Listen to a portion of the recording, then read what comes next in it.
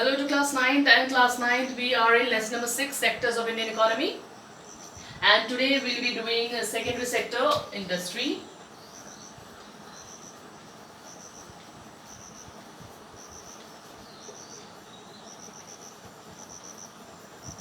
Right? So we have done primary sector, and I told you that primary sector is related to agriculture and agriculture allied activities. And today we are going to read about secondary sector. This is the second sector, which is also known as industrial sector or manufacturing sector. So what exactly industrialization is? Industrialization is all about setting up industries. So here we are going to read about industrial sector in India. So what it is all about. So role. Let's read the role of Indian. We'll be reading only 5 role of industrial sector. So what the role is going to be? This is the main topic. The role. The first role of industrial sector is this: balanced and rapid development.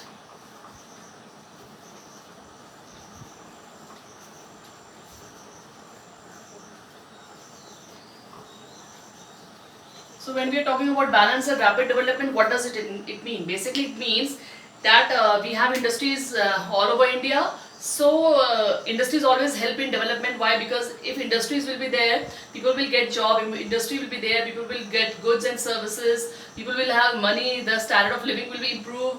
The infrastructure will improve. This all will lead to the development of the nation. And why we are saying balanced? We are saying balanced because even in the rural areas, even in the village side, you get industries. So basically, everywhere in India you get industries, whether it's urban area or it's a rural area.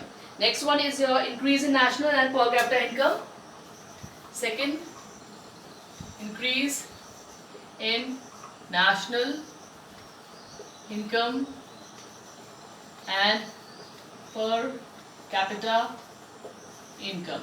So this is the second importance. So obviously when industries are there, the country is going to earn more. More industries, more earning, and same way when the earnings are more, the nation will have more national income. And when this national income is divided among the population, among the people, then this is known as per capita income. And obviously when the national income is going to be higher, the per capita income is also going to be higher, right? So the evident we can see that industrialization has since industrialization the national income of India has rapidly increased, and due to the increase in the national income there is increase in per capita income also. So always remember that the industries plays a key role in increasing what national income. Exploitation of natural resources, exploitation of natural resources. So due to the industries we are able to exploit our natural resources which we were not exploiting earlier. अब जब ज़्यादा industries है तो हमको ज़्यादा natural resources की ज़रूरत है, हम ज़्यादा लैंड का इस्तेमाल कर पा रहे हैं, ज़्यादा वाटर का, इलेक्ट्रिसिटी का, एयर का, सनलाइट का, ट्रीज का ज़्यादा इस्तेमाल हो पा रहा है बिकॉज हमको प्रोडक्शन करना है.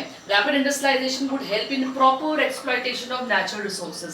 Till the time we were very less in industries, we were not exploiting our natural resources properly. लेकिन अब इंडस्ट्रियलाइजेशन हो रहा है तो हम अपने नेचुरल रिसोर्सेज को ज़्यादा इस्तेमाल कर पा रहे हैं और प्रोडक्शन हो पा रहा है. The full utilisation of mineral resources है, वाटर रिसोर्सेज है, फॉरेस्ट है, सबका इस्तेमाल क्या हो पा रहा है, प्रॉपर तरीके से हो पा रहा है. फोर्थ जो खास रोल है वो है इंक्रीज इन एक्सपोर्ट अर्निंग्स. सो अब जब इंडस्ट्रीज होंगी तो सामान बनेगा और उसको हम क्या करेंगे, बाहर के देशों को एक्सपोर्ट करेंगे, जिससे हमारे पास क्या होगा, अर्निंग्स आएंगी, पैसे आएंगी. तो इंडस्ट्रियलाइजेशन से हम एक्सपोर्ट कर सकते हैं जिससे हमारी क्या होगी, अर्निंग बढ़ेगी. Most of the traditional export item India are primary product. This their value are relatively lower than our import values, right? Thus if India can produce industrial good of higher value and export these goods to other country, in that case we are going to earn more and more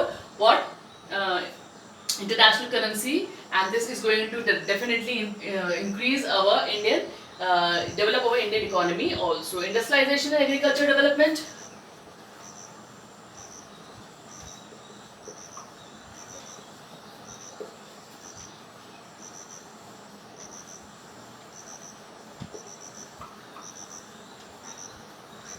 Now see how industrialization and agriculture development are connected.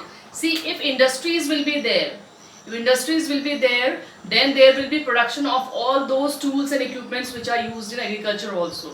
Like if industries are there, then there will be production of fertilizers. If industries are there, there will be production of tractors, harvesters, and other things which are used, other equipments, machines which are used in agriculture. So this is how it happens. So better the industries, better will be mechanization of agriculture is going to be. You're going to get good machinery for the agriculture also. That is how industry and agriculture is related, right? Next is employment for surplus labor. So basically what we can write here is employment. So industries obviously provide jobs to people. People get job in these industries. They do, a lot of people do job in industries because the agriculture area is saturated. That's why most of the people these days are migrating toward industries, and industries are providing job to people. That is of a great help. Right, so this is what we have. I told you that there are many, but we are going to do only around 6 role we have done. Right, so rate of industrial growth in India has been increasing also. Now, another important topic is causes of unbalanced industrialization and regional disparities. We are going to do causes of unbalanced industrialization. Now what does this mean? इसका मतलब ये है कि India में जो industrial growth हो रही है वो बैलेंस नहीं हो रही है. मतलब कुछ एरियाज में बहुत इंडस्ट्रीज हैं और कुछ एरिया में इंडस्ट्रीज नहीं है. इसे हम क्या बोलेंगे? अनबैलेंस कहेंगे. ठीक है, तो इसका कारण क्या है? व्हाट आर द कॉजेस के अनबैलेंस इंडस्ट्रियलाइजेशन हो रहा है? कुछ एरिया में इंडिया में बहुत इंडस्ट्रीज है, कुछ एरिया में कम इंडस्ट्रीज है. तो इसका रीजन क्या है? ठीक है, तो पहला क्या है? नेचुरल फैक्टर्स है. फर्स्ट क्या है? नेचुरल. ठीक है, अब आप बोलोगे नेचुरल फैक्टर्स क्या है? नेचुरल फैक्टर्स वो रीजन कारण है जिसमें नेचर नेचुरली कुदरत ने ऐसा किया है. जैसे कि अगर कॉटन, आप देखोगे कि कॉटन की खेती, मतलब रुई की खेती देहरादून में नहीं होती है, उत्तराखंड में नहीं होती है, तो यहाँ पे एक भी कपड़े की मिल नहीं है, कॉटन टेक्सटाइल मिल नहीं है या टेक्सटाइल मिल नहीं है. राइट, क्यों? क्योंकि नेचुरली यहाँ की मिट्टी इस तरह की है कि यहाँ पे कॉटन नहीं उग सकता. इस तरह से if you move to Bombay और अहमदाबाद और गुजरात, वहाँ की काली मिट्टी है और उसमें बहुत अच्छा कॉटन उगता है. तो वहाँ पे कॉटन उगने की वजह से क्या है? वहाँ पे कपड़े की मिल भी बन गई है, कपड़े के कारखाने बन गए, क्योंकि वहाँ पे आराम से कॉटन उगता है जिससे कपड़ा बनता है. तो ये नेचुरल फैक्टर्स जाते हैं. इसलिए क्या है? you will not find cotton textile mills or textiles mill in Dehradun. तो हम इसे ये भी कह सकते हैं कि ये एक रीजन है, नेचुरल फैक्टर है कि भैया रॉ मटेरियल ही नहीं उगता है, कच्चा माल ही नहीं उगता है, तो यहाँ पे कपड़े की मिल कैसे बनाएंगे. दूसरा रीजन हो सकता है नेचुरल में कि पहाड़ी जो एरियाज होते हैं, पहाड़ी एरियाज में आप इंडस्ट्री जल्दी से नहीं बना सकते पहाड़ों की वजह से. इसके मुकाबले में जो प्लेन एरियाज होते हैं वहां पे इंडस्ट्रीज क्या होती हैं? ज्यादा होती हैं. ठीक है, so some region have the advantage of richness of productivity like fertility of soil. ठीक है, फर्टिलिटी ऑफ सॉइल यहाँ पे बात करेंगे.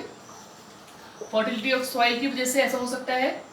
ठीक है, और किसकी वजह से हो सकता है? रॉ मटेरियल की वजह से हो सकता है. ठीक है, जैसे कि मैंने आपको एग्जांपल अभी कॉटन का दिया. ठीक है, तो ये आपका नेचुरल फैक्टर के अंदर आता है. ठीक है, दूसरा आपका प्लानिंग प्रोसेस. कई बार हमारी जो गवर्नमेंट होती है उसका प्लानिंग प्रोसेस क्या होता है?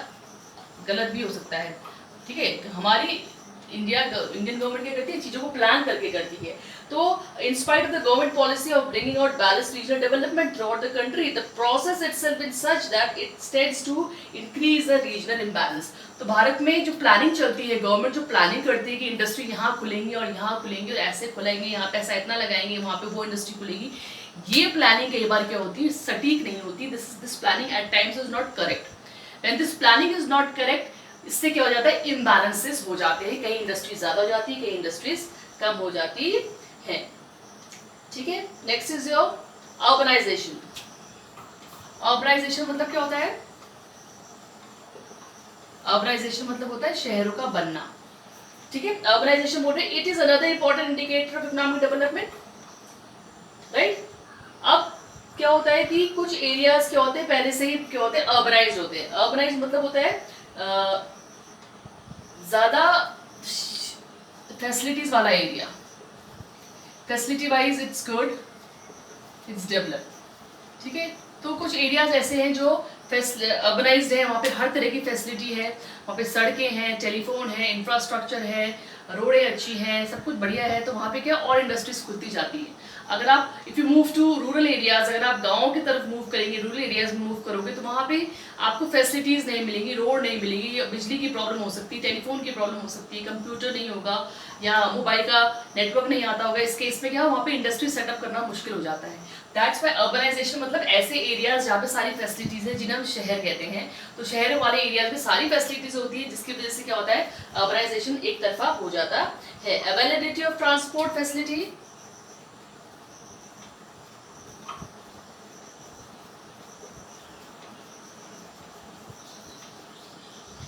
ट्रांसपोर्ट फैसिलिटी की बात करें, ठीक है, ट्रांसपोर्ट फैसिलिटी की बात करें तो कुछ एरियाज में हमारे ट्रांसपोर्ट फैसिलिटीज बहुत अच्छी हैं।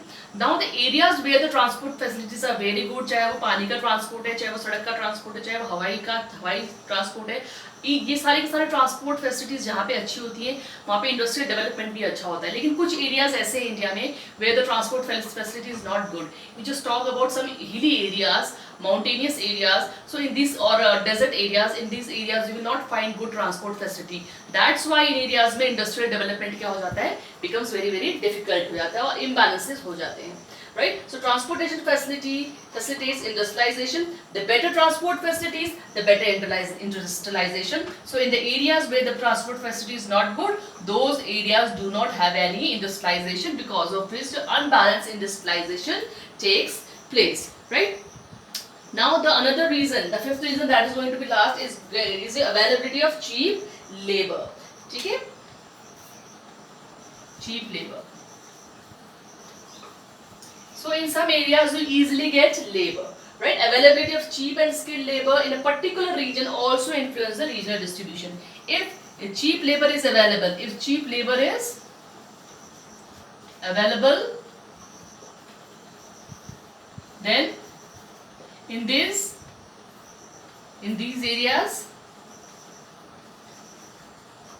industrialization will be more. कुछ एरियाज ऐसे हैं जहाँ पे आपको चीप लेबर नहीं मिलेगा. If you move to big cities, then you don't get cheap labor out there. So if you don't get cheap labor there, then obviously वहाँ पे industrialization नहीं हो पाएगा. तो this is the reason कि भारत में क्या है, unbalance क्यों है industrialization. ठीक है, importance of industrial productivity के बाद कहाँ है, determinants of productivity. Now we'll read determinants of productivity. Determinants of productivity का मतलब क्या है? डिटर्मिनेंट्स ऑफ प्रोडक्टिविटी का मतलब है कौन सी ऐसी चीजें हैं जो हमारी इंडस्ट्रियल ग्रोथ को क्या करती है, बढ़ाती है. ठीक है, determinants of industrial productivity.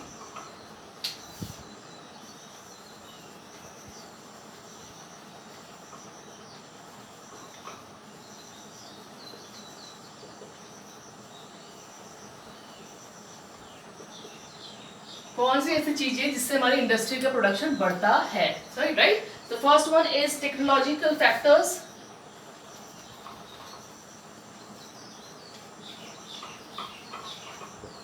Technological factors कौन से होते हैं? टेक्नोलॉजिकल फैक्टर्स वो फैक्टर्स होते हैं, अगर आपकी टेक्निक अच्छी है, अगर आपकी मशीन अच्छी है, मैकेनाइजेशन बढ़िया है, तो obviously the production is going to be more. If your technique is poor, then the production is going to be poor. So that is what they are trying to say. If the industries have good technology, the production is definitely going to be better and high. On the other hand, if the technology is poor, the production is not going to be good. Right? So अगर नई नई innovations हैं, नई improvements हैं, नए plants हैं, नई machinery है, तो क्या होगा, आपका production भी ज़्यादा होगा. तो this is your technological factors. Next is your organizational factors.